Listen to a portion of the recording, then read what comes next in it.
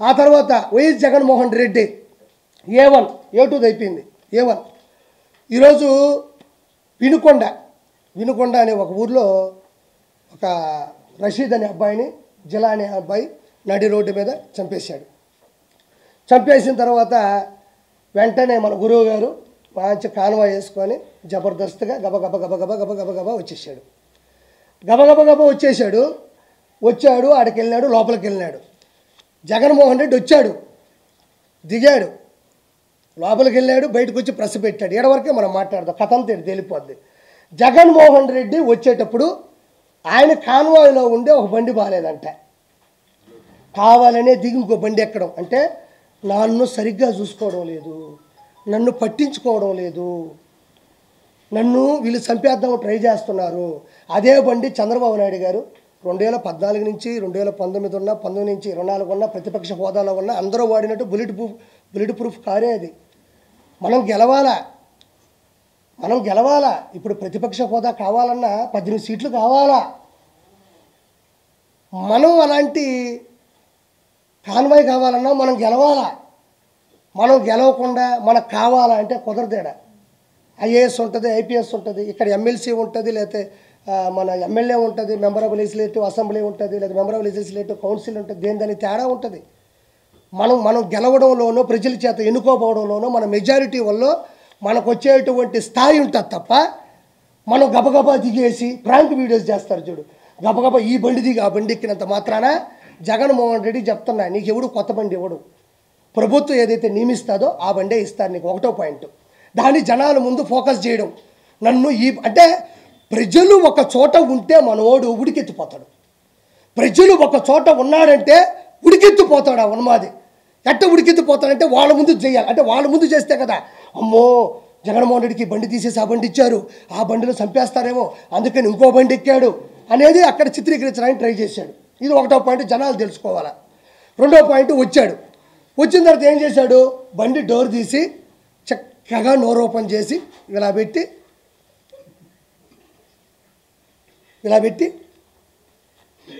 అన్నాడు. నిజంగా అన్నాడా లేదా? అన్నాడు, 100% అన్నాడు. ఒరే మనం ఏం మనుషులవి, మనం ఏడుండాము. ఒక మనిషి అక్కడ రక్తపాతలో తలకాయ తెగిపడిపోయి 2 చేతులు తెగిపోయి ఆడ పడిపోయి చచ్చిపోయి వాళ్ళు ముస్లింలు మైనారిటీ అక్కడ పడుకొని ఏడుస్తూ ఉంటే మనోడు బండి దిగడం ఒక సినిమా. 4 పార్ట్లు చెప్తున్నా ఈ సినిమాలో నేను. మొదటి పార్ట్ బండి దిగే ఒక పార్ట్, రెండో పార్ట్ డోర్ ఇట తీసి ఇట్ట పెట్టి చేతులు ఇట్ట పెడతాడు, మళ్ళీ ఈ 2 ఇట్ట గొవ్వగా ఇట్ట పెట్టి ఇట్ట పెడతాడు. ఆడ మనిషి చచ్చిపోయి ఉన్నాడు.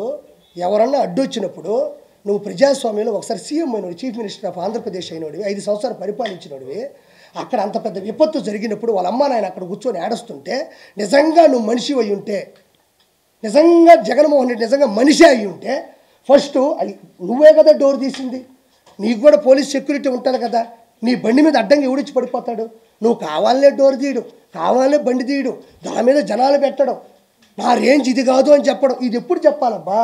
ఏదైనా క్యాంపెయిన్ జరిగేటప్పుడు, ఎలక్షన్స్ ముందు రోజో, లేకపోతే ఒక శుభకార్యానికి వెళ్ళేటప్పుడు, లేకపోతే ప్రజల కోసం వెళ్ళి మాట్లాడేటప్పుడు, సభలకు వెళ్ళేటప్పుడు చేస్తారు.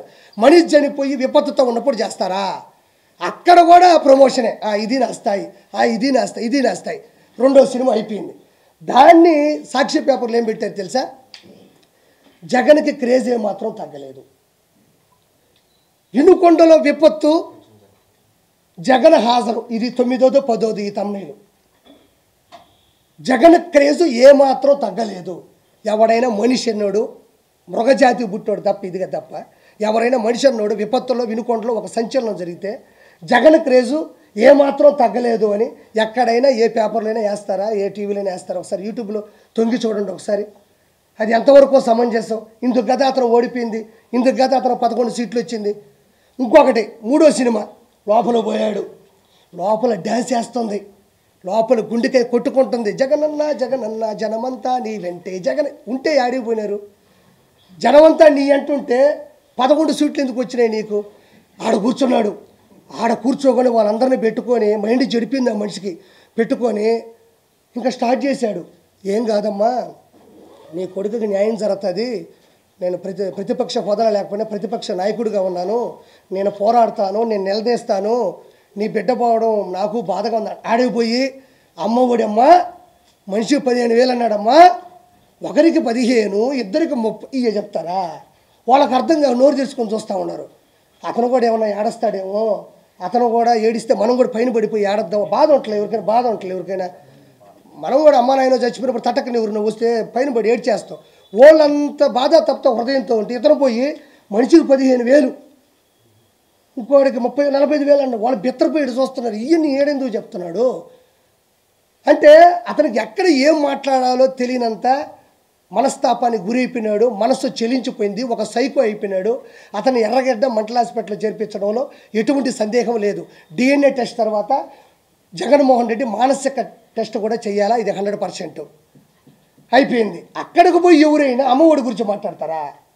దాని తర్వాత బయటకు వచ్చాడమ్మా, బయటకు వచ్చినప్పటి నుంచి వణకుతున్నాడు ఆ మనిషి.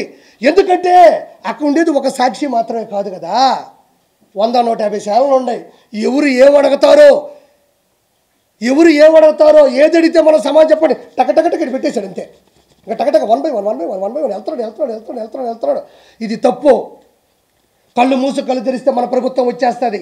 రాష్ట్రపతి పాలన కావాలా, ఈవీఎం ట్యాంపరింగ్లు, ఫస్ట్ ప్రత్యేక హోదా కావాలా, తర్వాత ప్రతిపక్ష హోదా కావాలా, తర్వాత ఈవీఎం ట్యాంపరింగ్లు, ఆ తర్వాత కళ్ళు మూసి కళ్ళు తెరిస్తే 5 సంవత్సరాలు అయిపోతాయి.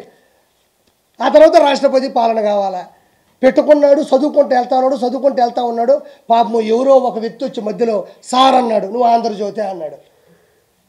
సార్ అంటే మొహం చూసిన తర్వాత కింద చూస్తే కదా ఆంధ్రజ్యోతి ఏదో తెలుస్తుంది. గబక్క నీది ఆంధ్రజ్యోతి అనే అతని మీద సీరియస్ అయిపోయినాడు. ఎందుకు సీరియస్ అయిపోయినాడు? అతను ఒకటి రాసుకో ఉన్నాడు, అది రాసుకుని అతను పంపించేసేయాలి. మీరు మధ్యలో క్వశ్చన్ అడిగితే మీరు ఏం క్వశ్చన్ అడతారు తెలుసా? సార్ మాచర్ల నియోజకవర్గంలో గుండ్లపాడు అనే గ్రామంలో తోటా చంద్రయ్యని జై చంద్రబాబు ఉన్నారని కట్టం కోసేశారు, అప్పుడు మీరు ఎందుకు పరామర్శించలేదు అని మీరు అడగతారని భయంతో మీ మీద కసురుకున్నాడు. అమర్నాథ్ గౌడ్ని ఒక 10వ తరగతి చదువుతున్న కుర్రాడు వాడు అక్కను పట్టుకొని ఏదో తప్పుడు మాట్లాడి ర్యాగింగ్ చేస్తే తట్టుకోలేక నిలదీస్తే కిరోసిన్ పోసి కాల్చేస్తే మీరు ఎందుకు పరామర్శించలేదని మీరు అడగతారని భయపడ్డాడు. అనంతబాబుని ఒక ఎమ్మెల్సీ తన డ్రైవర్ సుబ్రహ్మణ్యం చంపి డోర్ డెలివరీ చేస్తే ఆ రోజు మీరు ఎందుకు వచ్చి పరామర్శించలేదని మీరు అడగతారని భయపడ్డాడు. సొంత బాబాయిని గొడ్డలు పెట్టుకుని ఎర్రగంగిరెడ్డి, దస్తగిరి, వీళ్ళందరూ సునీల్ కుమార్ ఎవడో యాదవ్ కావచ్చు, అవినాష్ రెడ్డి కావచ్చు, ఒక 5-6 మంది అక్యూజులు కలిసి మీ బాబాయిని చంపేస్తే ఆ రోజు కూడా మాట్లాడి వెళ్ళిపోయావు, కానీ కన్నీళ్లు మీరు ఎందుకు పెట్టలేదని మీరు అడగతారని చెప్పేసి ఆ వ్యక్తి భయపడిపోయాడు. లేకపోతే ప్రెస్ వాళ్ళు అడిగే క్వశ్చన్లకు ఇవ్వడం నా బాధ్యత. మొన్న కూడా చాలామంది నేను మాట్లాడిన తర్వాత 4-5 క్వశ్చన్లు అడిగారు. నేను మాట్లాడేది మీరు టెలికాస్ట్ చేయడానికి వచ్చిన పని అయితే మీరు ప్రెస్ వాళ్ళు ఎవరు? మీకు వచ్చిన క్వశ్చన్లు, డౌట్లు, నన్ను నిలదీయడం, నన్ను ప్రశ్నించడం, నన్ను ఎదిరించడం, అవసరమైతే నన్ను బెదిరించడం అనేది ప్రెస్. ఆ విధంగా అతను పట్టుకొని నానా మాటలనేసి అక్కడి నుంచి అంతకుముందు కూడా ఏదో పిండిల రామకృష్ణారెడ్డి గురించి మాట్లాడుతున్నప్పుడు కూడా ఏదో లాస్ట్ క్వశ్చన్ అడుగుతుంటే వెళ్ళిపోయాడు.